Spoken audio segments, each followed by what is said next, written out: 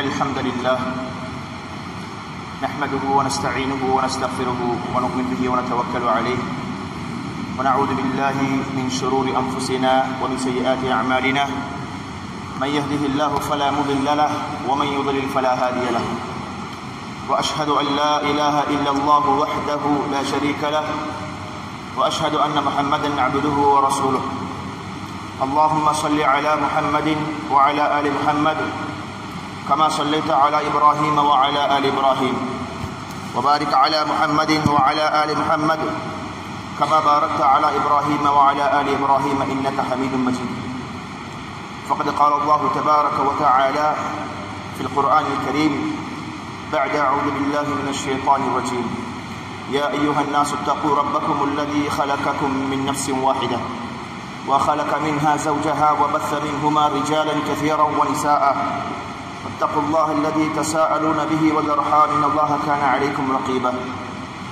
يا أيها الذين آمنوا اتقوا الله حق تقاته ولا تموتن إلا وأنتم مسلمون يا أيها الذين آمنوا اتقوا الله وقولوا قولا سديدا يصلح لكم أعمالكم ويغفر لكم ذنوبكم ومن يطع الله ورسوله فقد فاز فوزا عظيما ما بعد فإن أصدق الحديث كتاب الله وخير الهدي هدي محمد صلى الله عليه وسلم وشر الأمور محدثاتها وكل محدثة بدعة وكل بدعة ضلالة وكل ضلالة في النار சர்வ புகழும் புகழ்ச்சியும் ஏகவல்லன் அல்லாஹ் ரப்புல் ஆலமீன் அவனுக்கே உரித்தாகட்டும். அல்ஹம்துலில்லாஹ். சலாத்தும் சலாமும் சத்திய தூதர் முஹம்மது முஸ்தபா ஸல்லல்லாஹு அலைஹி வஸல்லம் அவர்கள் மீதும் அவருடைய குடும்பத்தார்கள், சஹாபாக்கள், தாபிஊன்கள், தபஉ தாபிஈன்கள், முஃமினான முஸ்லிமான அனைத்து நல்லடியார்கள் மீதும் என்றென்றும் உண்டாவதாக.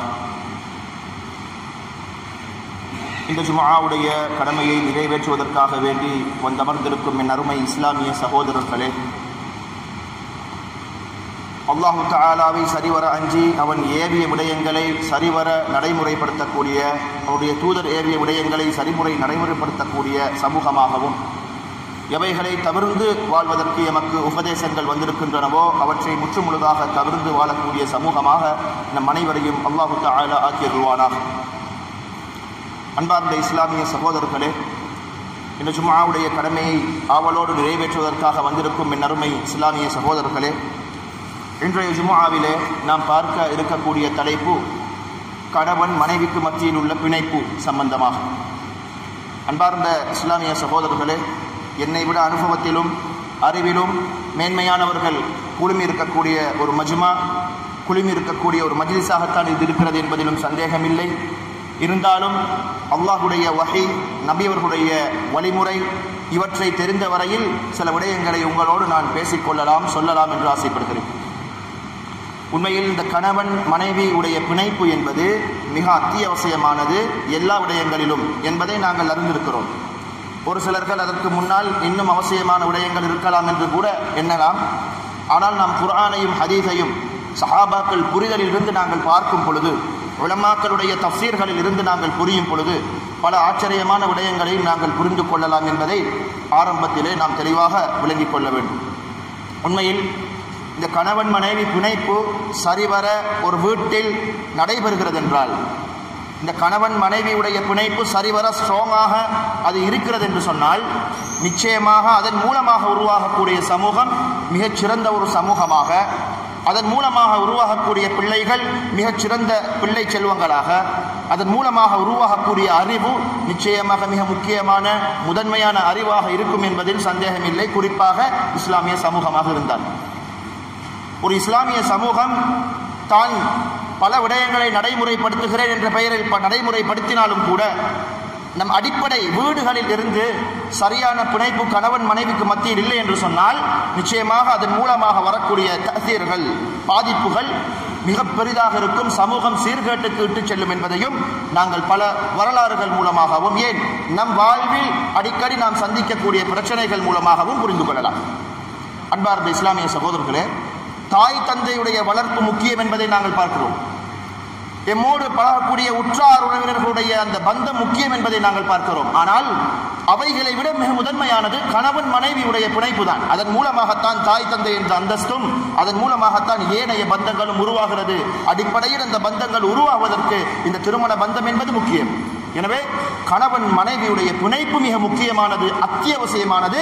ஒரு சமூகம் வளம் பெற, ஒரு சமூகம் புத்திஜீவியாக இருக்க, ஒரு சமூகம் முன்னுதாரணமிக்க ஒரு சமூகமாக திகழ நிச்சயமாக கணவன் மனைவியுடைய பிணைப்பு, கணவன் மனைவியுடைய தொடர்பு, கணவன் மனைவியுடைய வாழ்க்கை வழிமுறை அத்தியாவசியம். சரியான முறையில் குர்ஆனும் ஹதீஸும் எங்களுக்கு போதிக்கக்கூடிய விடயங்களை நடைமுறைப்படுத்தி வாழ வேண்டும் என்பதைத்தான் நாங்கள் புரிந்து கொள்ளலாம்.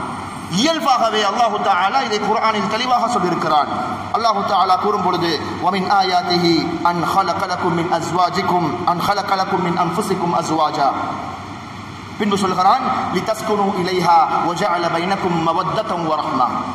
இந்த வசனத்தை சற்று நாங்கள் ஆழமாக சிந்திக்கும் பொழுது ஒரு கணவன் மனைவி, அது யாராக இருந்தாலும் சரி, எந்த மதத்தை சார்ந்தவராக இருந்தாலும் சரி, மத சார்பற்ற ஒரு சிந்தனையில் வாழக்கூடிய மனிதனாக இருந்தாலும் சரி, கணவன் மனைவி என்று வந்தால் நிச்சயமாக இவ்வாறான பண்புகள் அடிப்படையில் இயல்பாகவே இருக்கும். அந்த பண்புகளை வளம் பெறச் செய்ய, அந்த பண்புகளை டெவலப் பண்றதுக்கு எங்களோட முயற்சிகள் மிக முக்கியமானது. அதற்கு மார்க்கத்தினுடைய அறிவும் அவசியம்.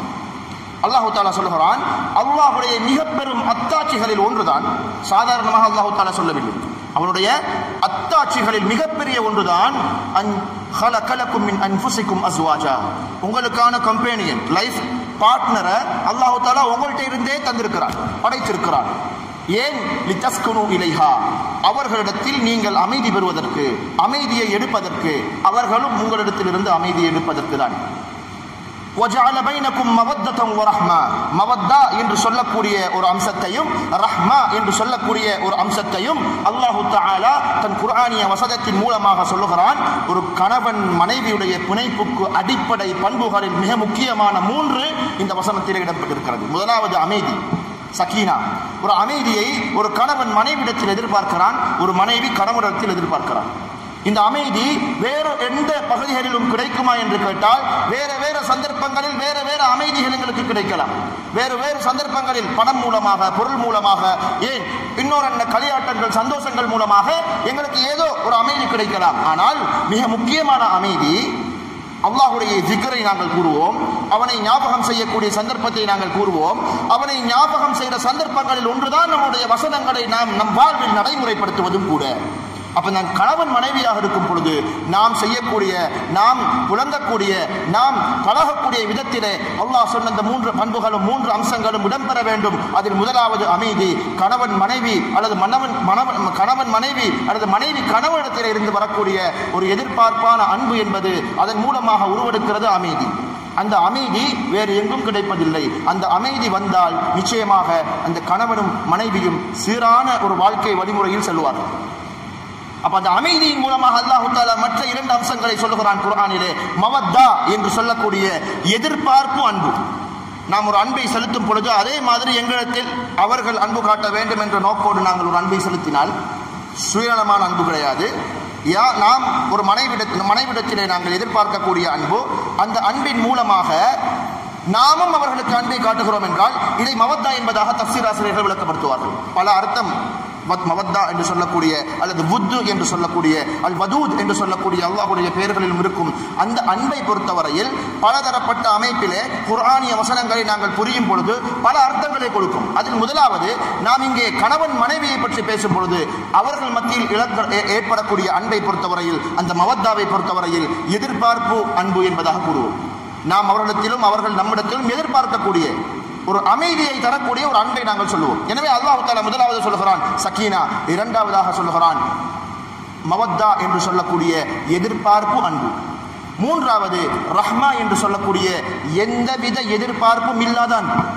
தஃசீர் ஆசிரியர்கள் இதை விளக்கப்படுத்தும் பொழுது சொல்வார்கள், நாம் நம் பிள்ளைகளுக்காக வாழுகிறோம், என் கணவன் மனைவிக்கு மத்தியில் எந்தவித தொடர்பும் இல்லை என்று வைத்துக் கொள்வோம். ஆனாலும் தலாக் இல்லாமல், விவாகரத்து இல்லாமல் பிள்ளைக்காக வாழுகிறோம், அல்லது இன்னொரு என்ன விடயங்களுக்காக என் கணவன், அதாவது திருமண பந்தத்தை துண்டிக்காமல் வாழுகிறோம் என்று சொன்னால் இதுல ரஹ்மா மாத்திரம்தான் இருக்கு. ஏன்? ஒரு சில எந்தவித எதிர்பார்ப்பும் இல்லாத அன்பை நாங்கள் செலுத்துகிறோம், அதன் மூலமாக கணவன் மனைவிகளாக வாழ்கிறோம். இது மட்டும் போதுமா? வளம் பெற ஒருபோதும் போதாது. அப்ப அதற்கு முன்னால் மவத்தா என்று சொல்லக்கூடிய கணவனும் மனைவியும் பரஸ்பரம் அவர்களுக்கு மத்தியில் பரிமாறிக்கொள்ளக்கூடிய அன்பு, அது உடலியல் ரீதியாக இருக்கலாம், உள ரீதியாக இருக்கலாம். அப்பேற்பட்ட அந்த அன்பு இடம்பெறக்கூடிய சந்தர்ப்பத்திலே ரஹ்மா எப்பொழுதும் அந்த மனிதனுக்கு இருக்கும், அல்லது அந்த பெண்மணிக்கு இருக்கும். அந்த அன்பை கணவன் மனைவிக்கு மத்தியில் எதிர்பார்ப்பு அன்பு அதை பரஸ்பரம் பகிர்ந்து கொள்ளக்கூடிய முறையில் இருக்கும் என்று சொன்னால் அதன் மூலமாக அமைதி நிலவுகிறது. அந்த ரஹ்மா மூலமாகவும் அமைதி நிலவுகிறது. அந்த சக்கீனா, மவத்தா, ரஹ்மா என்று சொல்லக்கூடிய பண்புகள், அந்த அம்சங்கள் ஒரு கணவன் மனைவியுடைய வாழ்வில் தாக்கம் செலுத்தும் பொழுது அது இயல்பாகவே அல்லாஹ் தஆலா ஒவ்வொரு மனிதனுக்கும் வைத்திருக்கிறான். அதை நாங்கள் சற்று டெவலப் பண்ணக்கூடிய சந்தர்ப்பத்திலே, வளர்க்கக்கூடிய சந்தர்ப்பத்திலே நிச்சயமாக நம் வாழ்வு வளம் பெறும், அதன் மூலமாக சமூகம் வளம் பெறும் என்பதில் சந்தேகமில்லை. அன்பார்ந்த இஸ்லாமிய சகோதரர்களே, சற்று நாங்கள் ஆழமாக இன்னும் கொஞ்சம் சிந்திப்போமேயானால், இந்த அன்பை நாங்கள் செலுத்தும் பொழுது அதன் மூலமாக நம் பிள்ளைகள், அண்டை வீட்டார்கள், இன்னொரு உறவினர்கள், அப்படியோ அது விரிவாகி எம் பண்புகள் அங்கே தாக்கம் செலுத்தக்கூடிய சந்தர்ப்பத்திலே அந்த தாக்கம் நிச்சயமாக ஒரு நல்ல தாக்கமாக அமைந்து சமூகம் பலம் பெறும் என்பதை நாங்கள் புரிந்து வைத்திருக்கிறோம். இதைத்தான் சஹாபாக்கள் என்ன செய்தார்கள் என்று சொன்னால், இவ்வாறான வசனங்களை புரிந்து அதை நடைமுறைப்படுத்தி எமக்கு காட்டியிருக்கிறார். அந்த நடைமுறைகள் எல்லாம் நாங்கள் படிக்கும் பொழுதும் வாசிக்கும் பொழுதும் பல படிப்பினைகளை அதன் மூலமாக எடுக்கும் பொழுதும் நிச்சயமாக அது நம்ம வாழ்வில் வளம் பெறக்கூடிய சகல உதவிகளையும் எங்களுக்கு செய்து தரும் என்பதில் சந்தேகமில்லை. இந்த அன்பு தொடர்பாக குறிப்பாக காதல் என்ற வார்த்தையை பாவித்து சொல்லுவார்கள். இந்த காதல் காவியங்கள், சினிமாக்களை பொறுத்தவரையில் வெறுமனே அது ஒரு ஃபிக்ஷன் அல்லது வெறுமனே அது ஒரு கற்பனை, அது மாற்றமல்ல. நூலாசிரியர்கள் பல நாவல்களை காதலில் எழுதி கொண்டு சென்றிருக்கிறார்கள். காதல் சார்ந்த காவியங்களை எங்களுக்கு எழுதி தந்திருக்கிறார்கள். அதை நாங்கள் இன்ட்ரெஸ்டாக வாசிக்கிறோம். இவைகள் முழுக்க முழுக்க ஃபிக்ஷன். ஒரு சில சம்பவங்களை வைத்து அந்த சம்பவத்தை இன்னும் மெருகூட்டுவதற்காக கையாள காலால போட்டு பல விடயங்கள் எழுதியிருப்பார்கள். அவை ஃபிக்ஷன் என்று தெரியும், கற்பனை என்று தெரியும், அந்த ஒரு டிரெக்டருடைய விஷன் என்று தெரியும், அல்லது அந்த நாவல் ஆசிரியருடைய எல்லா வகையான கற்பனைகளையும் அவர் அங்கே கொட்டி தீர்த்திருக்கிறார் என்பதாக தெரியும். அதை நாங்கள் வாசிக்கிறோம். வாசித்து அதன் மூலமாக இன்பம் அடைகிறோம். அன்புக்குரிய சகோதரர்களே, சஹாபாக்களுடைய வரலாறை நாம் படிக்க வேண்டிய தேவை இருக்கிறது. வெறுமனே மார்க்கம், இபாதத், தொழுகை இவ்வாறுதான் என்று சொல்லி சட்டங்களை மாத்திரம் சடம் என்ற ஒரு அமைப்பிலே, சடபாத என்ற அமைப்பிலே நாங்கள் படிக்காமல் அதன் மூலமாக நடைமுறை சமூகமாக வாழ்ந்த சஹாபாக்கள் அந்த சட்டங்களையும் அந்த வாழ்வியல் முறைகளையும் எவ்வாறு நடைமுறைப்படுத்தியிருக்கிறார்கள் என்பதை நாங்கள் சற்று ஆழமாக படிக்க கடமைப்பட்டிருக்கிறோம். இதை பற்றி அந்நிய மதத்தவர்கள், ஏன் மதச்சார்பற்றவர்கள் கூட பல விடயங்கள் எடுத்து ஆய்வு செய்கிறார்கள். அவர்கள் முழுக்க ஆய்வு செய்வது அவர்களுடைய தன்மைகள், அவர்களுடைய பிலோசபி எல்லாமே வித்தியாசம். இஸ்லாத்துக்கு வருவார்களா அல்லாஹ்வுடைய கையில் உள்ளது. ஆனால் அவர்கள் ஏன் சமூகம் சார்ந்த சமூகவியல் அறிவுகளை வளர்ப்பதற்காக எல்லா கலாச்சாரங்களையும் அவர்கள் உற்று நோக்குவார்கள். அதில் நம் கலாச்சாரத்தை முற்று நோக்கி பல புத்தகங்களையும் பல ஆய்வுகளையும் சஹாபாக்கள் பற்றி எழுதிவிட்டு சென்றிருக்கிறார்கள். ஏன் பின்னால் வந்த ஸலஃபு ஸாலிஹீன்கள், அறிஞர்கள், பல அறிஞர்களை பற்றியும் அவர்கள் கொண்டு சென்றிருக்கிறார்கள். காரணம், அவருடைய வாழ்வியல் நடைமுறை குர்ஆனும் ஹதீஸும் எதை எதிர்பார்த்ததோ அதாகவே இருந்தது. குர்ஆனுடைய மகாசித் என்ன, நபி அவர்களுடைய வாழ்வியல் தத்துவத்தினுடைய மகாசித் என்ன என்பதை புரிந்தார்கள், நடைமுறைப்படுத்தினார்கள். உதாரண புருஷர்களாக அவர்கள் திகழ்ந்தார்கள். அதன் மூலமாக பல சமூகம் பயன்பெற்றது. அன்புக்குரிய சகோதரர்களே, அந்த வகையில் தான் நான் இன்று ஒரு குறுகிய ஒரு நேரம் தான் நமக்கு கிடைத்தாலும் கூட ஒரு அழகிய சம்பவத்தை சொல்லி, அந்த சம்பவத்தில் கணவன் மனைவியுடைய பிணைப்பு எந்த அளவு இருந்தது அந்த சஹாபாக்கள் மத்தியில், அந்த பிணைப்பின் மூலமாக அவர்களுடைய எதிர்பார்ப்பு என்ன, இறுதி வரைக்கும் அவர்கள் எவ்வாறு இருந்தார்கள், இறுதி வரைக்கும் அவருடைய உள்ளம் எப்படி இருந்தது, இறுதி வரைக்கும் அந்த கணவன் மனைவிக்கு மத்தியில் பரஸ்பரம் செலுத்தப்பட்ட அன்பின் தாக்கம் எவ்வாறு இருந்தது என்று பல அம்சங்களை உள்ளடக்கிய ஒரு அழகிய சம்பவத்தை உங்களுக்கு தெரிந்திருக்கலாம். அழகிய ஒரு சம்பவத்தை நான் கூறலாம் என்று ஆசைப்படுகிறேன். அன்புக்குரிய சகோதரர்களே, நபி ஸல்லல்லாஹு அலைஹி வஸல்லம் அவர்களுடைய பிள்ளைகளில் பெண் பிள்ளைகள் அந்த லிஸ்ட் எடுத்தோம் என்று சொன்னால், முதலாவது ஜைனப் ரலியல்லாஹு அன்ஹா, ஜைனப் பின்த் முஹம்மத் ஸல்லல்லாஹு அலைஹி வஸல்லம். ஜைனப் ரலியல்லாஹு அன்ஹா அவர்களை பொறுத்தவரையில் நபியுடைய முதலாவது பெண் குழந்தை. அந்த பெண் குழந்தைக்கு திருமணம் முடித்து கொடுக்கிறார்கள் ஹாலா பின்த் ஹுவைலித், ஹதீஜா அவர்களுடைய அன்னையருடைய சகோதரியின் மகன். திருமணம் முடித்து கொடுக்கிறாங்க. அபுல் ஆஸ் இப்னு ரபீஅ ரலியல்லாஹு அன்ஹு விருதி கட்டங்களில் ஒரு இஸ்லாத்துக்கு வருகிறார். அப்ப இந்த அபுல் ஆஸ் இப்னு ரபீஅ என்று சொல்லக்கூடிய அந்த சஹாபி ஜைனப் பின்த் முஹம்மத் ஸல்லல்லாஹு அலைஹி வஸல்லம் அவர்களுடைய கணவனாக இருக்கிறார்கள். அந்த திருமணம் எவ்வாறு நடைபெறுகிறது, அந்த திருமணத்தில் என்னென்ன சவால்களை அவர்கள் சந்திக்கிறார்கள், அந்த சவால்களை குறிப்பாக அந்த ஜைனப் ரலியல்லாஹு அன்ஹு அவர்கள் எவ்வாறு முகம் கொண்டார்கள், அந்த அபுல் ஆஸ் இப்னு ரபீஅ எந்த அளவுக்கு உண்மையானதாக இருந்திருக்கிறார் என்ற பல சம்பவங்களை பல படிப்பினைகளை நாங்கள் இந்த சம்பவத்தினூடாக புரிந்து கொள்ளலாம். அன்பார்ந்த சகோதரர்களை, நான் ஏற்கனவே சொன்னது போல இந்த குர்ஆனிய வசனம் நமக்கு சொல்லக்கூடிய அடிப்படை அம்சங்கள் பலது இருக்கின்றன. பரஸ்பரம் ஒத்துழைப்பு, விட்டு கொடுப்பு, சகிப்புத்தன்மை, இந்த மாதிரி நாங்கள் கணவன் மனைவியுடைய லைஃப் எடுத்தோம்னு சொன்னால் இதெல்லாம் அடிப்படை அம்சங்கள் தான், அதில் மாற்றமே அல்ல. இந்த அடிப்படை அம்சங்கள் வளம் பெறுவதற்கு அல்லது இதனுடைய பேஸாக அல்லாஹு தஆலா சொன்ன 3 பண்புகளை நாங்கள் பார்த்தோம். சக்கீனா என்ற அமைதி, மவத்தா என்ற எதிர்பார்ப்பு செலுத்தி பரஸ்பரம் பகிர்ந்து கொள்ளக்கூடிய அன்பு, அது உடலியல் ரீதியாக இருக்கலாம், உள ரீதியாக இருக்கலாம். ரஹ்மா என்ற எந்த எதிர்பார்ப்பும் இல்லாத அன்பு, பிள்ளைகளுக்காக இன்னொரு விடயங்களுக்காக நாங்கள் இந்த ஃபேமிலி லைஃபுக்குள்ள நாங்கள் செலுத்துகிற முக்கியமான 3 அடிப்படை அம்சங்கள் அல்லாஹ் குர்ஆனில் சொல்லும் பொழுது இந்த முக்கியமான 3 அம்சங்களையும் இந்த சஹாபா சமூகம் எப்படி நடைமுறைப்படுத்தியது என்பதை பார்ப்பதில் இந்த சம்பவம் மிக முன்னுதாரண சம்பவமாக முக்கியமான ஒரு சம்பவமாக இடம்பெற்றிருப்பதை பார்க்கலாம். இந்த சம்பவத்தை படிக்கணும் என்று சொன்னால் புகாரியில, முஸ்லிம் போன்ற கிரந்தங்கள்ல அங்கங்க ஒரு சில பகுதிகள் வந்திருக்குது. திருமிதி அபூதாவுதில் அங்கங்க ஒரு சில பகுதிகள் வந்திருக்குது. பிதாயா வ நிஹாயா என்று சொல்லக்கூடிய வரலாற்று புத்தகங்கள், சியர் வ அலாமி வன் நுபலா என்று சொல்லக்கூடிய பல வரலாற்று புத்தகங்கள்ல இந்த சம்பவம் தொகுத்து எழுதப்பட்டிருக்குது. இன்னும் கொஞ்சம் சொல்ல போனா இது தனித்தனி புத்தகங்களாக, சம்பவங்களாக கூட ஆடியோ வடிவில் நாங்கள் என்ன செய்யலாம், பெற்றுக்கொள்ளலாம். இந்த மாதிரி நிறைய சம்பவங்கள், சஹீஹான சம்பவங்கள், நம் வாழ்வுக்கு பல தத்துவங்களையும் பல ஞானங்களையும் பல அறிவுகளையும் வழங்கக்கூடிய சம்பவங்களை நாங்கள் பெருசாக கணக்கெடுக்கிறதே. தெரிஞ்ச சம்பவம் அல்லது தெரியாத சம்பவமாக இருந்தாலும் அது ஒரு சம்பவம் விட்டுட்டு போகின்ற ஒரு அமைப்பில் தான் நாங்கள் போகிறோம். நம் சமூகத்தில் இருக்கக்கூடிய பல பிரச்சனைகளுக்கு தீர்வுகள் அந்த சம்பவங்கள் இருக்கலாம். அன்புக்குரிய சகோதரர்களே, அந்த வகையில் இந்த சம்பவத்தை நான் ஆரம்பிக்கிறேன். ஜைனப் ரலியல்லாஹு அன்ஹா அவங்க மக்காவுல வாழக்கூடிய சந்தர்ப்பம். ரசூலுல்லாஹி ஸல்லல்லாஹு அலைஹி வஸல்லம் அவர்கள் பிஅஸத்துக்கு முன்னால, நபியாக அனுப்பப்படுறதுக்கு முன்னால அபுல் ஆஸ் இப்னு ரபீஅ ரலியல்லாஹு அன்ஹு அவர்கள் ஜைனப் ரலியல்லாஹு அன்ஹா அவங்கள ஒரு மேரேஜ் ப்ரொபோசலை ரசூலுல்லாஹ்ட்ட சொல்றாங்க. இப்படி தான் அவங்களோட பிள்ளை ஜைனப, மகள் ஜைனப நான் திருமணம் முடிக்க ஆசைப்படுகிறேன், இதை நீங்க ஏற்றுக்கொள்வீங்களா என்ற ஒரு ப்ரொபோசலை முன்வைக்கும் பொழுது ரசூலுல்லாஹ் சொல்றாங்க, அஸ்தஅதினுஹா, அவளிடத்தில் நான் அனுமதி கேட்கிறேன். அவள் அனுமதி தந்தால் உஸவ்விஜுக இய்யாஹா, அவளை நான் உங்களுக்கு திருமணம் முடிச்சு தாரேன் என்று சொல்லி ரசூல் ஸல்லல்லாஹு அலைஹி வஸல்லம் அவங்க சொல்றாங்க. உடனே ரசூலுல்லாஹ் என்ன செய்யறாங்க, போய் ஜைனப்ட்ட அனுமதி கேட்க போறாங்க. அதுக்கு முன்னால டாபிக்கு கொஞ்சம் தள்ளி போனாலும் கூட கட்டாயமா நம்ம தெரிஞ்சு வைக்கக்கூடிய விஷயம் என்னன்னா, உங்களுக்கு ஒரு பிள்ளை இருந்துட்டுன்னு சொன்னா, குறிப்பாக பெண் பிள்ளை இருந்துட்டுன்னு சொன்னா, அந்த பெண் பிள்ளையை எப்படி நாங்கள் நடத்துறோம், குறிப்பாக இந்த திருமணம் முடித்து கொடுக்கக்கூடிய சந்தர்ப்பத்தில் எப்படி நடத்துறோங்கிறத நாங்கள் எங்களை கேட்டுக்கொள்ள வேண்டிய சந்தர்ப்பத்தில் இருக்கிறோம். ஒரு பழைய சமூகமாக நாங்கள் வாழ்ந்து கொஞ்சம் கொஞ்சமாக எவால்வ் ஆகி வரக்குள்ள பல பிரச்சனைகள் பழைய சமூகத்திலிருந்து எங்களுக்கு தாக்கம் இருக்குங்கிறது சந்தேகம்.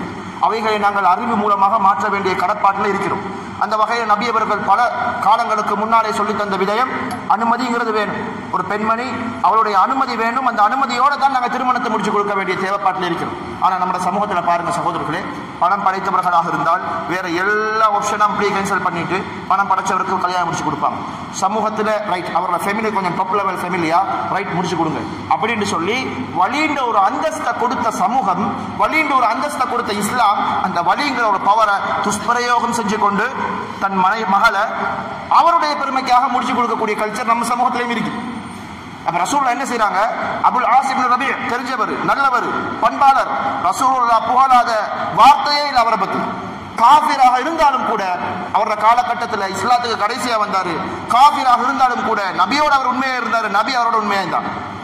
அந்த அளவுக்கு மிக முக்கியமான ஒரு அழகான ஒரு சஹாபி இருந்தாலும் அவங்களோட அனுமதியை கேட்டாங்கன்னா நம்ம சமூகத்தில் திருமணம் முடித்து கொடுக்கக்கூடிய சந்தர்ப்பத்தில் வழிமார்கள் என்ற அந்த ஸ்டேட்ல இருக்கிறவங்க, அது வாப்பாவை இருக்கலாம், நானாவை இருக்கலாம், பெரியப்பாவை இருக்கலாம், செல்லாப்பாவை இருக்கலாம், யாரா இருந்தாலும் எந்த அளவுக்கு நாங்க நடந்து கொள்றோங்கிறது நாங்க கொஞ்சம் மீள் பரிசீலனை செய்ய வேண்டிய கடமையில் இருக்கிறோம்.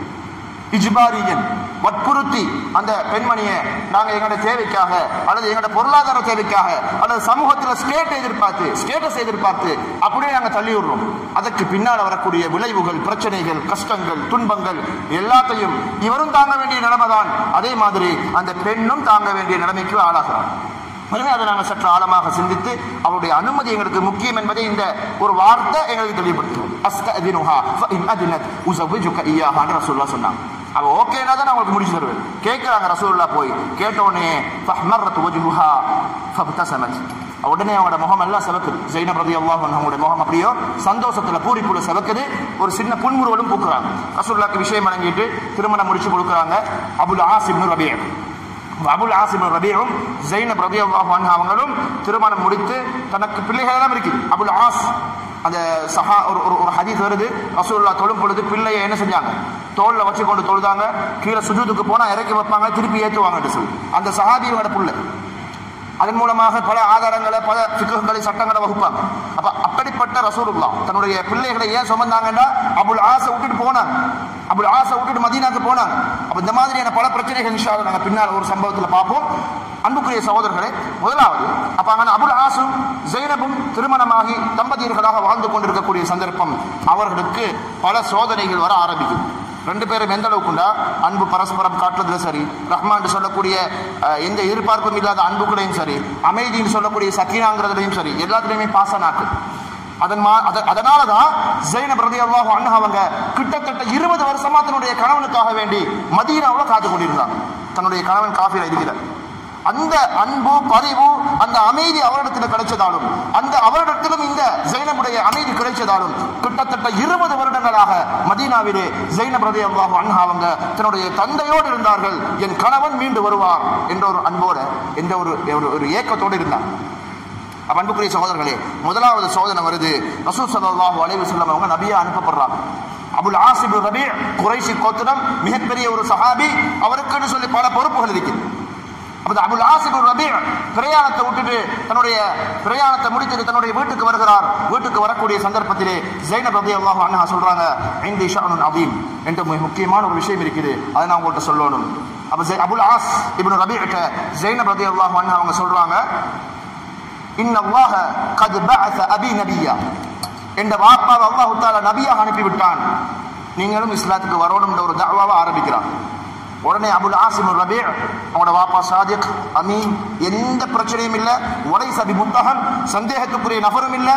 ஆனால் அக்ஷா அன் யகூல கௌமி, என் சமூகம் சொல்லும், غير دينه لاجل امراه, தன்னுடைய பெண்ணுக்காக மதத்தை மாற்றிவிட்டான், மார்க்கத்தை மாற்றிவிட்டான் என்ற இனி சொல்லுக்கு நான் ஆளாக விரும்பவில்லை, நான் இஸ்லாத்துக்கு வரல, நீங்க வேண்டாம் இருந்துக்கோங்க சொல்லி அபுல் ஆஸ் இப்னு ரபீ இஸ்லாத்துக்கு வராம தன்னுடைய மனைவியோட வாழ்றார். அப்ப அந்த பீரியட்ல காஃபிரும் முஸ்லிமும் திருமணம் முடித்து வாழ்ந்தால் அது பிரித்து வைக்கப்பட வேண்டிய சட்டம் இறங்கையில் அவங்க சேர்ந்து வாழலாம். அப்ப அந்த வகையில் என்ன செய்யறாங்க, அந்த அபுல் ஆஸ் இப்னு ரபீ ரலியல்லாஹு அன்ஹு அவங்களும் ஜைனப் ரலியல்லாஹு அன்ஹா அவங்களும் கணவன் மனைவியாக வாழ்றாங்க மக்காவில். இது முதலாவது சோதனை. இந்த சோதனை எந்த அளவுக்குடா அன்புக்குரிய சகோதரர்களே, அந்த காலத்துல சஹாபாக்களும் தாபிஊன்களும் தபஉ தாபிஈன்களும் ஒரு திருமண விஷயத்தை பார்க்கும் பொழுது முதலாவது பார்க்கிறது மார்க்கத்தை. இந்த காலத்திலையும் பார்க்கிறோம் பேர்ல பார்க்கிறோம், என்னத்தை பார்க்கிறோம்ங்கிறது எங்களுக்கு தெரியும். அப்ப அந்த காலத்துல மார்க்கத்தை பார்த்தாங்க. ஜைனபும் அந்த மார்க்கம் இவரிடத்தில் இருக்க வேண்டும் என்பதற்காக முதலாவது தஅவா ஆரம்பிக்கிறாங்க. முதலாவது சோதனையில நீங்க இஸ்லாத்துக்கு வாங்களே. ஜைனப் ரலியல்லாஹு அன்ஹுடைய அந்த அழைப்புக்கு அவங்க மறுப்பு கொடுக்குறாங்க. ஏலாது, நான் இப்படியே தான் இருப்பேன் என்று சொன்னும் போது ஜைனப் ரலியல்லாஹு அன்ஹா அவங்களும் அபுல் ஆஸும் கணவன் மனைவியாக திரும்ப வாழ தோங்குறாங்க. அவங்கள்ட்ட வேற எந்த பிரச்சனையும் இல்லை. அவர் குஃப்ர், இவங்க இஸ்லாம். வேற எந்த குளறுபடியும் அவர்கள் மத்தியிலே காணப்படவில்லை.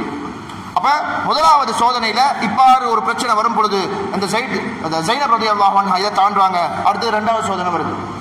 இதெல்லாமே கணவன் மனைவி காஃபிர் முஸ்லிமாக இருக்கும் பொழுது சேர்ந்து வாழலாம் என்ற சட்டம் இருக்கு. இரண்டாவது சோதனை என்ன, ஹிஜ்ரத்து போக வேண்டிய ஒரு நிலப்பாடு. ரசூலுல்லாஹ் ஸல்லல்லாஹு அலைஹி வஸல்லம் அவர்கள் தன் சமூகத்தோடு மதீனாவுக்கு ஹிஜ்ரத் செய்ய வேண்டிய நிலப்பாடு. அந்த நிலையில் ரசூல் ஸல்லல்லாஹு அலைஹி வஸல்லம் இடத்துல ஓடி போறாங்க ஜைனப் ரலியல்லாஹு அன்ஹா அவங்க, என்ன என்ற கணவனோடையும் பிள்ளையோடையும் இருப்பதற்கு அனுமதி தருவீங்களா? இரண்டாவது சோதனை. ரசூலுல்லாஹ்வோட போகணும், ஹிஜ்ரத் செய்யணும். ஆனா இந்த மக்காவுல தன்னுடைய பிள்ளையையும் கணவனையும் விட்டு வருவதற்கு அந்த பெண்மணிக்கு விருப்பம் அல்ல. உடனே ரசூலுல்லாஹ் சொல்றாங்க, நீங்க உங்களோட குடும்பத்தோட கணவனோட பிள்ளைகளோட இருங்க, நான் போய் வாரேன்னு சொல்லி ரசூல் ஸல்லல்லாஹு அலைஹி வஸல்லம் அவங்க ஹிஜ்ரத்தை சொல்றாங்க. இந்த ஜைனப் ரலியல்லாஹு அன்ஹா அவங்க தன்னுடைய கணவனோட ஹிஜ்ரத்துக்கு அப்பாலும் வாழ்றாங்க. எல்லாமே முழுக்க அவங்க இஸ்லாத்துக்கு வரணும். அவங்க மேல வச்ச அன்பு, பரிவு, பாசம், அவங்க மேல வச்ச ஒரு அளப்பெரிய ஒரு, நாங்கள் எங்களை வார்த்தையில சொல்ல போனோம்னா காதல்னு சொல்லுவாங்க, அது சொல்லலுமா இயலாதுங்கிறது ரெண்டாவது பிரச்சனை. அந்த அன்பு அவங்கள்ட்ட இருந்ததன் காரணமாக, அந்த அளவுக்கு அவங்களை விரும்பியதன் காரணமாக அவங்க இஸ்லாத்துக்கு வராம நான் வரமாட்டேன்னு ஒரு நிலையில் இருக்கிறாங்க. அப்ப அந்த சந்தர்ப்பத்தில் இரண்டாவது சோதனை ஹிஜ்ரத் ரசூலுல்லாஹ் போய்த்தாங்க. அவங்களோட உற்றார் உறவினர்கள் எல்லாம் போய்த்தாங்க. இந்த ஜைனப் ரலியல்லாஹு அன்ஹா அவங்க தன்னுடைய கணவனோட மக்காவோட இருக்கிறாங்க. இப்ப மூணாவது சோதனை வருது. மூணாவது சோதனை கொஞ்சம் பயங்கரமான சோதனை. கஸ்வத்து பத்ர், பத்ருடைய சோதனை. பத்ர் யுத்தம் அங்கே நடைபெறுகிறது. அந்த நடைபெறக்கூடிய அந்த கூட்டம் 2 கூட்டமாக இருக்கும் பொழுது ஒரு கூட்டம் அபுல் ஆஸ் இப்னு ரபீ ஜைனபுடைய கணவர், மற்றும் ஒரு கூட்டம் அதில் தலைவர் முஹம்மது ஸல்லல்லாஹு அலைஹி வஸல்லம் அவர்கள். அப்ப ரசூல் ஸல்லல்லாஹு அலைஹி வஸல்லம் அவங்க அதுக்கு படையில் தலைமை தாங்கி வராங்க. அங்கால பக்கம் அபுல் ஆஸ் இப்னு ரபீ அந்த படையில ஒரு ஆளா இருக்கிறார். யுத்தம் நடக்க போகுது. இந்த சந்தர்ப்பத்தில் இந்த ஜைனப் ரலியல்லாஹு அன்ஹா அவங்களுடைய உள்ளம் எப்படி இருக்குங்கிறத நாங்க சற்று ஆழமாக சிந்திக்க கடமைப்பட்டிருக்கிறோம். இந்த இடத்துல வாப்பாவா கணவனா, இந்த இடத்துல இஸ்லாமா குஃப்ரா, எப்படி தேர்ந்தெடுப்பது? இந்த சந்தர்ப்பத்தில் அந்த ஜைனப் ரலியல்லாஹு அன்ஹா அவங்க சொல்றாங்க, அல்லாஹும்ம இன்னி அக்ஷா அன் அஃப்கித அபி அவ் அன் யுயத்தம வலதி. யா அல்லாஹ், என்ற தந்தையை நான் இழப்பதற்கு பயமா இருக்குது. ஒருவேளை நான் தந்தையை இழந்து விடுவனோ, அல்லது என்னுடைய பிள்ளைகள் யத்தீமாக அனாதையாக இருந்து விடுவார்களோ என்று பயப்படுகிறேன் என்று சொல்லி அந்த பெண்மனுடைய மார்க்க தெளிவை பாருங்கள். அல்லாஹு தஆலா தன் தூதரின் மகளாக படைத்து அந்த தூதரிடத்தில் இருந்து எடுக்கக்கூடிய அந்த மார்க்கத்தை எந்த அளவுக்கு சரிவர நடைமுறைப்படுத்தியிருக்கிறார்கள். காரணம், நபியும் ஹதீஜா ரலியல்லாஹு அன்ஹா அவர்களும் வாழ்ந்த விதம், இஸ்லாத்துக்கு முன்பே வாழ்ந்த விதம் இந்த பெண்மணிக்கு தாக்கம் இருக்கும். இஸ்லாத்துக்கு பின்னாலும் ரசூலுல்லாஹை பார்த்து பல மார்க்கங்களை இவர்கள் படித்திருக்கிறார்கள். அதன் மூலமாக மார்க்கத்தின் தெளிவு அவர்களுக்கு சரியாக இருந்தது. சொன்னார்கள், அல்லாஹும்ம அன்சுர் அபி, யா அல்லாஹ், என் தந்தைக்கு நீ உதவி செய்து விடு. வஹ்ஃபவ் ஜௌஜி, என்ற கணவனை பாதுகாத்துடு. சுப்ஹானல்லாஹ், எந்த அளவுக்கு ஒரு ஆழமான துஆ, எந்த அளவுக்கு அவங்களுக்கும் ஒரு சேஃபான துஆங்கிறத பார்க்கலாம். ஏன்? அவங்க மீது வைத்திருந்த அந்த அன்புதான், பரிவுதான் அவங்க இஸ்லாத்துக்கு வரணும் என்ற ஆவாதான். பிறகு அந்த மூணாவது சோதனை கஸ்வத்து பத்ர், அந்த இடத்துல இப்படி துஆ கேட்கிறாங்க. அப்படியே கைதியாக சிறைப்பிடிக்கப்படுறாங்க. அபுல் ஆஸ் இப்னு ரபீ ரலியல்லாஹு அன்ஹு ரசூலுல்லாஹ்ட்ட போகுது. அந்த சந்தர்ப்பத்தில் பொருட்களை கொடுத்து என்ன செய்வாங்க, கைதிகளை அப்படியோ ரிலீஸ் பண்ணுவாங்க. அப்போ பொருட்களை கொடுத்து தண்டமாக கைதிகளை ரிலீஸ் பண்ணக்கூடிய வளம் இருந்ததால ரசூலுல்லாஹ் வந்து அமர்றாங்க. பொருட்கள் வருது, பார்க்குறாங்க, செக் பண்ணுறாங்க, இது யார சாமான், ரைட், அவரை விடுங்கன்னு சொல்லி ஒவ்வொரு ஆட்களையும் கைதிகளை அப்படியே விடுவிச்சு கொண்டிருக்கக்கூடிய சந்தர்ப்பத்தில் ஒரு மாலை கையில் வருது. ஒரு இக்ஜ் ஹதீஜா ரலியல்லாஹு அன்ஹா, ஹதீஜா ரலியல்லாஹு அன்ஹாவுடைய மாலை ரசூலுல்லாஹ்ட கையில் பார்த்த உடனே அவங்களுக்கு கொஞ்சம் ஸ்டன் ஆகி நின்றுட்டான். பார்த்துட்டு சில சிந்தனைகளை அவங்களுக்கு மனசுக்குள்ள ஓடிக்கொண்டிருக்குது. ஹதீஜா ரலியல்லாஹு அன்ஹாவுடைய சிந்தனை, இந்த ஜைனப் ரலியல்லாஹு அன்ஹாவுடைய தனிமை எல்லாமே ரசூலுல்லாஹ்க்கு வருது. வந்து அந்த மாலையை பார்த்துட்டு இது யாருக்காக வந்ததுன்னு கேட்கிறான். அபுல் ஆஸ் இப்னு ரபீ கைதியா இருக்கிறார், அவருக்காக ஜைனப் அனுப்பி இருக்கிறாங்கன்னு சொல்லி அங்க சொல்லப்படுது. உடனே அவங்க மஷூரா செய்றாங்க, இந்த மாலையை திருப்பி அவங்கள்ட்ட அனுப்பி இவரையும் விடுவிப்பதற்கு அனுமதி தருவீங்களா என்று சஹாபாக்கள்கிட்ட கேட்கிறாங்க. அவர் பெரிய ஒரு தலைவர், வேண்டியதை தன்னிச்சையாக முடிவெடுக்கலாம். பல ஆதாரங்கள், இந்த பல சட்டங்கள் இந்த சம்பவத்திலிருந்து எடுத்துக்கொண்டே போறான். இதுல தன்னிச்சையாக முடிவெடுக்கலாம். இருந்தாலும் ரசூல் ஸல்லல்லாஹு அலைஹி வஸல்லம் அவங்க சொல்றாங்க, இதையும் அனுப்புவதற்கு அனுமதிப்பீர்களா? இது யக்து ஹதீஜா, இது ஹதீஜாவுடைய யக்து அரிஃபுஹு, இது எனக்கு நல்லா தெரியும், இது ஹதீஜாவுடைய யக்து மாலை, இதை நீங்க அப்படியே திருப்பி அனுப்புறதுக்கு அனுமதிப்பீங்களா சொல்ல ஓண்டு சொல்றாங்க. ஒரு அனுப்புறவர்கிட்ட சொல்றாரு, நீங்க ஸைனப்ட்ட போய் சொல்லுங்க, இன்ன அபூகி யகூலு லகி, உங்களுக்கு சொல்றாங்க என்னண்டா, ஃபலா துஃபர்ரிதி ஃபீ இக்தி ஹதீஜா, ஹதீஜாட மாலையில கொடுபோக்காக இருக்க வேண்டாம். அவங்களோட ஒரு அன்பு, அது ஒரு அன்பு அங்கே வெளிப்படுது. ஹதீஜா ரலியல்லாஹு அன்ஹா அவங்கள மேல வைத்திருந்த அன்புடைய வெளிப்பாடு அது அங்கனே விளங்குது. அந்த அன்பு அப்படித்தான் கணவன் மனைவி மத்தியில இல்லாம இருக்கக்கூடிய சந்தர்ப்பத்திலும் இருக்குது. அந்த ஹதீஜாவுடைய அன்பு எப்படி அவங்களுக்கு தாக்கம் செலுத்துதோ, இந்த ஸைனப் தன்னுடைய மகனுடைய தனிமையும் தாக்கம் செலுத்துது. மாப்பிளையும் அப்படியே என்ன செய்யறாரு, மருமகனையும் அப்படியே அனுப்பி விட்டுறாரு, இதை கொண்டு போய் கொடுங்கன்னு சொல்லி. அப்ப மூணாவது கட்டம் கஸ்வத்து பத்ர்ல சிறைபிடிக்கப்பட்டு இந்த சோதனை. நாலாவதாக இந்த கைதி பிரச்சனை, சிறை செய்யப்பட்டு கைதியாக இருந்து அதையும் ரசூல் ஸல்லல்லாஹு அலைஹி வஸல்லம் அனுப்பி வைக்கிறாங்க. அபுல் ஆஸ் இப்னு ரபீ அப்படியே போறார். போயிட்டு அந்த மாலையை கொடுத்துட்டு ஹதீஜா ரலியல்லாஹு அன்ஹா மாலையை பத்திரமாக வைக்கும்படி சொன்ன விஷயங்களையும் சொல்லிவிட்டு அப்படியே அபுல் ஆஸ் இப்னு ரபீ திரும்ப வாழ்றார். இப்பதான் அஞ்சாவது சோதனை, மிகப்பெரிய ஒரு சோதனை, அந்த 2 கணவன் மனைவிக்கு மத்தியில வரக்கூடிய ஒரு சோதனை. என்ன சோதனைன்னு சொன்னா, சட்டம் இறங்குது, வஹி இறங்குது, அவங்க உங்களுக்கு ஹலால் இல்லை, நீங்க அவங்களுக்கு ஹலால் இல்லை. கணவன் மனைவியை பொறுத்தவரையில காஃபிர் முஸ்லிமாக 2 இஹ்திலாஃப் தீன் சொல்லுவாங்க.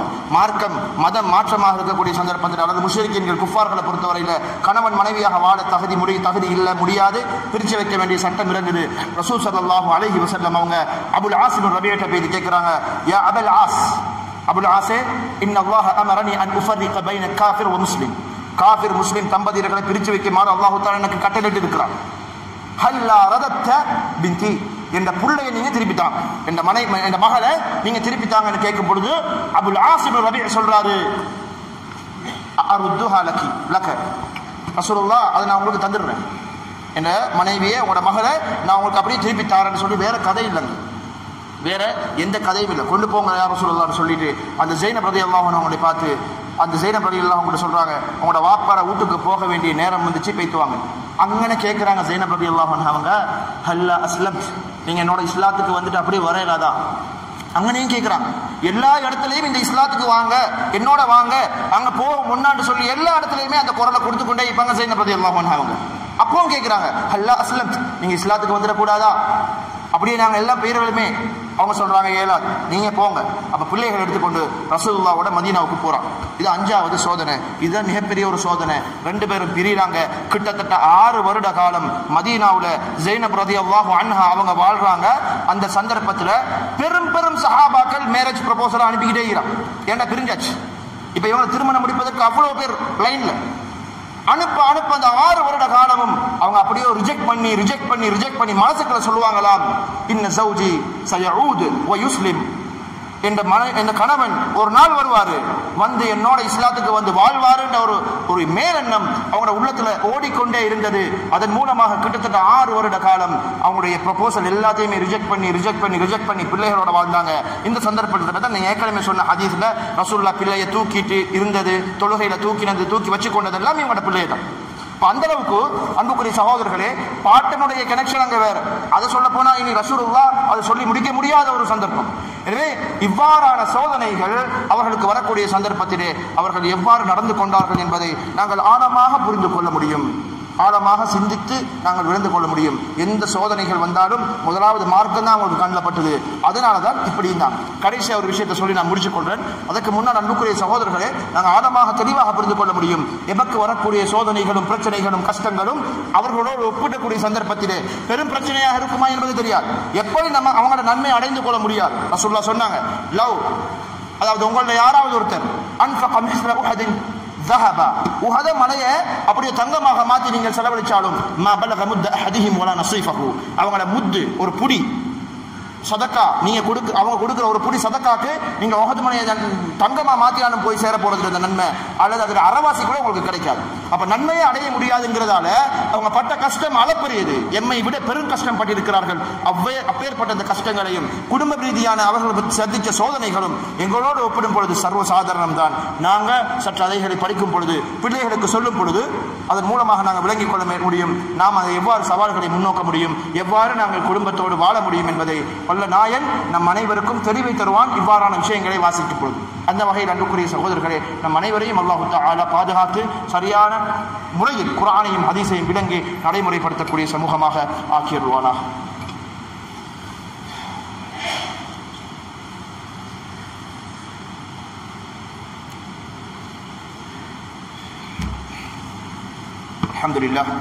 அல்ஹம்துலில்லாஹ் நஸ்தஈனுஹு வனஸ்தக்ஃபிருஹு வனு'மினு பிஹி வனத்தவக்கலு அலைஹி ونعوذ بالله من شرور انفسنا ومن سيئات اعمالنا من يهده الله فلا مضل له ومن يضلل فلا هادي له واشهد ان لا اله الا الله وحده لا شريك له واشهد ان محمدا عبده ورسوله اما بعد فقد قال الله تبارك وتعالى في القران الكريم بعد اعوذ بالله من الشيطان الرجيم من آياته أن خلق لكم من أنفسكم أزواجا لتسكنوا إليها وجعل بينكم مودة ورحمة أما بعد.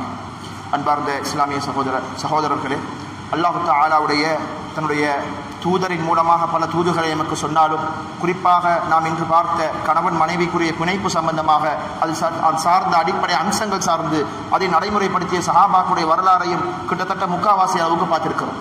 ஒரு சில விடயங்களை மாத்திரம் குறித்து நான் இந்த ஜும்ஆவை முடிவுக்கு கொண்டு வருகிறேன். அந்த வகையிலே 5 சோதனைகளை சந்தித்த அந்த 2 தம்பதியர்களும் தம் வாழ்வில் கண்ட கஷ்டங்களையும் துன்பங்களையும் முதற்கட்டமாக மார்க்கத்துக்கு இடம் கொடுத்து, அடுத்த கட்டமாக தன்னுடைய அன்பை பணயம் வைத்து பல தியாகங்களை செய்து சேர்ந்து வாழ்வதற்கு, அதன் மூலமாக நல்ல சமூகத்தை உருவாக்குவதற்கு பாடுபட்டிருக்கிறார்கள்.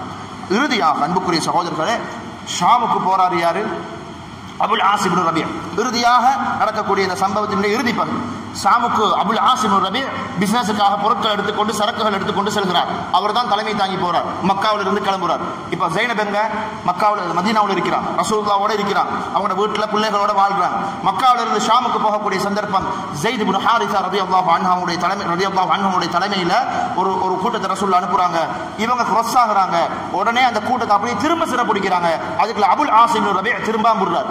திரும்ப சிறை கைதியா வராரு, மதீனாவுக்கு கொண்டு வராங்க. உடனே அபுல் ஆசிம் ரபிய கிளம்புறாரு, ஜைனபுடைய வீட்டை தேடுறாரு, அந்த வீட்டை போய் தட்டுறாரு. அன்புக்குரிய சகோதரர்களை, இதுல மார்க்க தெளிவு இவங்கள்ட்ட எப்படி இருந்துச்சுங்கிறதுக்கு பல உதாரணங்கள் இருக்குது. ஆனா அவருடைய அன்பு, இவரோட நோக்கமெல்லாம் நாங்க பிள்ளையாவும் நினைக்க கூடாது. உடனே வீட்டுக்கு போய் தட்டுறாங்க, ஜைனப் வெளியே வராங்க. என்ன கேள்வி கேட்டாங்க தெரியுமா? முதலாவது, அஜித் முஸ்லிமன், நீங்க முஸ்லிமா வந்திருக்கிறீங்க அப்படின்னு ஃபர்ஸ்ட் கேட்கிறான். 6 வருஷமா பார்க்க இல்லை, பல வருஷமா பார்க்க இல்லை, கிட்டத்தட்ட 6 வருட காலம் மதீனாவில் வாழ்றாங்க. இந்த சந்தர்ப்பத்தில் ஒரு கணவன் மனைவியாக இருந்து பிரிந்து மீண்டும் சந்திக்கக்கூடிய சந்தர்ப்பம். கணவன் மனைவியாக வாழக்கூடிய நாம் எந்தெந்த உணர்வில் நாங்கள் இருப்போம், எந்தெந்த உள்ளுணர்வில் இருப்போம், நமக்கு உள்ள கஷ்டங்கள், சோதனைகள், கவலைகளை நாங்கள் எப்படி வெளிப்படுத்தியிருப்போம். அந்த ஜைனபுடைய கேள்வி, அஜித் முஸ்லிமன், நீங்க முஸ்லிமாவா வந்தீங்க? பல் ஜித்து ஹாரிபன், அவர் ரிப்ளை பண்றாரு, நான் ஓடி பயந்து விரண்டோடி வந்திருக்கிறேன். ஏன் வந்தாங்கன்னா இவங்களோட வீட்டுக்கு போனா பாதுகாப்பு கிடைக்கும்ங்கிற ஒரு நம்பிக்கை. அப்ப அவங்க சொல்றாங்க, மர்ஹபம் பிப்னில் ஹாலா, இந்த கணவன் கூப்பிட இல்லை, கூப்பிடுறாங்க மர்ஹபம் பிப்னில் ஹாலா, இந்த சாட்சியில மகன் நீங்க உழுக்க வாங்க, உறவு இருக்கு உங்களுக்கு. அப்ப உள்ளுக்கு கூப்பிடுறாங்க. கூப்பிட்டு ஃபஜ்ருடைய கொஞ்சம் பாங்குக்கு முன்னாடி தான் வந்தாங்க. ரசூல் ஸல்லல்லாஹு அலைஹி வஸல்லம் அவங்க அங்க மதீனாவுல மஸ்ஜிது நபவியில் இருக்கிறாங்க. ஃபஜ்ருடைய அதான் ஒலிக்குது, ரசூலுல்லாஹ் இமாமத்து செய்றாங்க, தொழுது முடிக்கிறாங்க. முடிச்ச உடனே ஒரு சவுண்ட் ஒன்று வருது, அன் ஆஜர்து அபுல் ஆசிம் ரபிய, நான் அபுல் ஆசிம் ரபிக்கு பாதுகாப்பு கொடுத்திருக்கிறேன் என்ற ஒரு சவுண்ட் ரசூலுல்லாஹ்க்கு கேட்குது. சஹாபாக்களை பார்த்து கேட்கிறாங்க, இப்படி ஒரு சவுண்ட் வருது, யாரு? சொல்றாங்க ஜைனப். உடனே போறாங்க, ரசூலுல்லாஹ் கேட்கிறாங்க.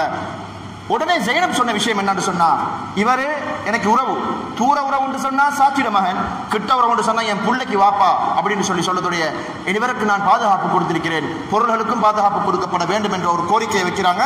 ரசூலுல்லாஹ் சொல்றாங்க, மஷூரா பண்றாங்க, அங்கேயும் மஷூரா பண்றாங்க, சஹாபாக்கள்கிட்ட கலந்து ஆலோசிக்கிறாங்க. சொல்றாங்க, நீங்க பாதுகாப்பு கொடுத்திருக்கிறீங்க, அப்ப நாங்களும் பாதுகாப்பு கொடுப்போம் என்று சொல்லி அபுல் ஆசிம் ரபியோட பொருட்கள் எல்லாத்தையும் சேர்த்து அவங்கள்ட்ட கொடுத்து போங்க நீங்க மக்காவுக்கு அனுப்பி வைக்கிறாங்க. மக்காவுக்கு போற வழி, அதுக்கு முன்னால ரசூல் ஸல்லல்லாஹு அலைஹி வஸல்லம் அவங்க அந்த சஹாபாக்களுடைய மஷூராவுல இவரை பத்தி சொல்லும் பொழுது கூட, இவர் யார், எப்பேற்பட்டவர், எந்த விதத்திலும் மாறு செய்யாதவர், எந்த அளவுக்கு உண்மையானவர் என்ற பல பண்புகளை சொல்றாங்க. உண்மையிலேயே அவர் அப்படித்தான் கடைசி வரைக்கும் நடந்திருக்கிறார். காஃபிரா இருந்தும் மனைவிக்கு நல்லா இருந்தாரு, மாமனாருக்கு நல்லா இருந்தாரு, தன்னுடைய கூட்டத்துக்கும் நல்லா தான் இருக்கிறார். அப்ப எந்த விதத்திலுமே அவர் பிரச்சனைக்குரிய ஆளாக இல்லைங்கிறத சொல்லி அவங்க பொருட்களோட மக்காவுக்கு அனுப்புறாங்க. மக்காவுக்கு போற வழி ஒரு துண்டுல நின்று பொருட்களை எல்லாம் போட்டு குறைஷிகளை கூப்பிட்டு, உங்களோட சாமான்லாம் செக் பண்ணுங்க, எல்லாம் சரியா கொண்டு வந்திருக்கிறேன் நான். ஏன் இப்ப யோசிக்கலாம், ஏன் பயந்து ஓடி வந்தாங்களா, ஏன் இவங்களோட கொன்று வேண்டு ஓடி வந்தாங்களா, இல்லாட்டி வேற என்ன நோக்கத்துக்காக ஜைனப்பை பார்க்க வந்தாங்களான்னு நாம யோசிச்சா, இந்த பொருட்களை பாதுகாத்து அந்த ஹக்கை கொடுக்கணுன்ற ஒரே ஒரு உரிமைக்காக அபுல் ஆசிம் ரபி இங்க வந்தார். அவரோட செப்டர் அது அந்த அளவுக்கு அழகா இருக்கு. அப்ப உடனே அவர் என்ன செய்யறாரு, போய் பொருட்களை செக் பண்ணி கொள்ளுங்க, எல்லாம் சரியா இருக்குதான்னு கேட்கிறாரு. ஓகே, எல்லாம் சரி, ரைட், இப்ப நீங்க உங்களோட பொருட்களை எடுத்துட்டு போங்க. அங்கனே அவர் வெளிப்படுத்துறாரு, அஷ்ஹது அல்லா இலாஹ இல்லல்லாஹ் வ அஷ்ஹது அன்ன முஹம்மதன் ரசூலுல்லாஹ், இஸ்லாத்து கேட்கறத அங்கனே சொல்றாரு. திரும்ப மதீனாக்கு வராரு, ரசூலுல்லாஹ் இடத்துக்கு வராரு. வந்து சொல்றாரு, நான் நேத்து ஜித்து ஹாரிபன், விரண்டு வந்தேன், வ அஸீரன், கைதியாக வந்தேன், பல் ஜித்துல் யௌம அன் அகூல அஷ்ஹது அன் லா இலாஹ இல்லல்லாஹ் வ அஷ்ஹது அன்ன முஹம்மதன் ரசூலுல்லாஹ்னு சொல்லி அவங்க சொல்றாங்க. சொல்லி போட்டு திருப்பி ரெண்டாவது கேள்வி என்னடா, ஹல் தஅதனு அன் உராஜிஅ ஸைனப் அல்லது பின்தக் அப்படின்னு வருது. அப்ப உங்களோட பிள்ளை ஸைனபை நான் திருப்பி எடுத்துக்கொள்றதுக்கு அனுமதிப்பீங்களா ரசூலுல்லாஹ்னு கேட்கிறான். உடனே ரசூல் ஸல்லல்லாஹு அலைஹி வஸல்லம் சொல்றாங்க, கையை பிடிச்சு கொண்டு அது ஸைனபுடைய வீட்டுக்கு போயிட்டு திறந்து, உங்களோட மாப்பிள்ளை, உங்களோட கணவர் முஸ்லீமாக வந்திருக்கிறான்னு சொல்லக்குள்ள, எப்படி கல்யாணம் பேசக்குள்ள முகச வந்து ஒரு சிரிப்பு ஒன்று வந்துச்சோ, அந்த சிரிப்பு திருப்பி வருது. சிரிக்கிறாங்க, அவங்களோட முகம் பூரிப்பின் மூலமாக சிவக்குது. பின்பு அவங்க 2 பேரும் சேர்ந்து தன்னுடைய வாழ்க்கை, திருமண வாழ்க்கையை வாழக்கூடிய சந்தர்ப்பத்தில் ஒரு வருஷத்திலே ஜைனப் ரலியல்லாஹு அன்ஹா அவங்க தன்னுடைய உயிரை விடுறாங்க. அடுத்த வருஷம் அவர் மூத்தா போறார். மூத்தாப்பா முன்னுக்க ஜைனபுடைய மூத்துக்கு பின்னால எல்லா இடத்துலையும் கத்தி சொல்லிக்கொண்டே இருப்பார், எனக்கு இந்த உலகத்துல ஜைனபை விட்டுட்டு வாழ்றதுக்கு எனக்கு எந்த சக்தியும் இல்லை, என்னால முடியுமாக இருக்குமாங்கிறது சந்தேகமா இருக்குதுன்னு சொல்ல ரசூலுல்லாஹ் வந்து தலையை தடவி ஆறுதல் சொல்லி அனுப்புவாங்க. அன்புக்குரிய சகோதரர்களே, நாங்கள் சற்று ஆழமாக சிந்திக்க வேண்டும். கணவன் மனைவியுடைய பிணைப்பு எந்த அளவுக்கு இருந்தது? முதலாவது அவர்கள் கொடுத்த அதாவது முதன்மையான விடயம் மார்க்கம். அந்த மார்க்கத்துக்கு கொடுத்த அந்த இடம், அதன் மூலமாக அவர்களுடைய அன்பு எப்படி வெளிப்பட்டது? இந்த ஸைனப் ரலியல்லாஹு அன்ஹா 20 வருஷமா இஸ்லாத்துக்கு வரணும்னு எதிர்பார்த்தது, கிட்டத்தட்ட 6 வருஷமா ப்ரொபோசலை ரிஜெக்ட் பண்ணி கணவனுக்காக வேண்டி தங்கினது, தன் கணவன் முஸ்லீமாக வருவான் என்ற ஒரு எண்ணம், நம்பிக்கை, அதே மாதிரி நடக்குது. ஆனா வந்த உடனே கொஞ்ச காலத்தோட அவங்க மரணிக்கிறாங்க. ஏதோ அல்ஹம்துலில்லாஹ் அவங்களுக்கு அந்த சக்கீனா அமைதி அவங்க கிடைத்ததோ தெரியாது. அதன் மூலமாக முழுமையாக அவர்கள் அனுபவித்து விட்டு அந்த சந்தோஷத்தின் காரணமாகவும் ஒருவேளை அதன் மூலமாக அவங்களுக்கு ஏற்பட்ட சந்தோஷம் பூரிப்பு இதெல்லாமே சேர்த்து அவர்கள் அவரோட வாழ்ந்துவிட்டு அதன் மூலமாக மரணித்திருக்கலாம். அல்லாஹு அலம். அவரும் அந்த கஷ்டத்தின் காரணமாக அடுத்த பகுதிகளில் அவர் மரணித்து விடுகிறார். அன்புக்குரிய சகோதரர்களே, இதுதான் இந்த சஹாபாக்களுடைய குர்ஆன் மற்றும் ஹதீஸை அவங்க தந்தாங்கன்னு சொன்ன வாழ்க்கைக்கு நடைமுறைப்படுத்துறது. ரசூலோ அல்லாஹுவோ வசனத்தையோ குர்ஆனிய ஹதீஸை வசனங்களை கொடுத்தா அவங்க எப்படி நடைமுறைப்படுத்துறாங்கிறதுக்கு இதெல்லாம் உதாரணம். இந்த சம்பவத்தை நாங்கள் பல கோணங்கள்ல அணுகலாம். ஆனால் இந்த கணவன் மனைவிங்கிற பிணைப்புகளை நாங்கள் வச்சு பார்க்கும் பொழுது சக்கீனா மவத்தா ரஹ்மான் சொல்லக்கூடிய அடிப்படை 3 அம்சங்களும் இவர்களுக்கு காணப்பட்டதை நாங்கள் பார்க்கிறோம். அந்த வகையில் அன்புக்குரிய இஸ்லாமிய சகோதரர்களே, நாமும் நம் மனைவியோடு அல்லது மனைவி கணவனோடு அன்பாக பரிவாக நடந்து கொள்ளக்கூடிய சமூகமாக இருக்க வேண்டும். எதிர்பார்ப்பு அன்பு கட்டாயம் இருக்க வேண்டும். பரஸ்பரம் பகிர்ந்து கொள்ள வேண்டும். அதற்கு பின்னால் அமைதி எல்லாமே எங்களுக்கு வரக்கூடிய வாய்ப்பு நிறையவே இருக்கிறது. அந்த அன்பு சரியாக இருந்தது என்று சொன்னார் உலகத்தில் யாருமே 100% 2 ஜோடிகள் பொருந்தி போகும் என்று சொல்ல முடியாது. ஏதோ ஒரு ஏற்றத்தாழ்வு இருக்கும். ஏன்? புரிதல் வந்து வித்தியாசம். எல்லார புரிதலும் ஒன்று கிடையாது. அப்ப அப்படிப்பட்ட சந்தர்ப்பம் இருக்கும் பொழுது நாங்க சில பிரச்சனைகள் வரும் பொழுது அணுகி அதை சரியான முறையில பார்த்து தலாக் என்பது ஒரு வழி.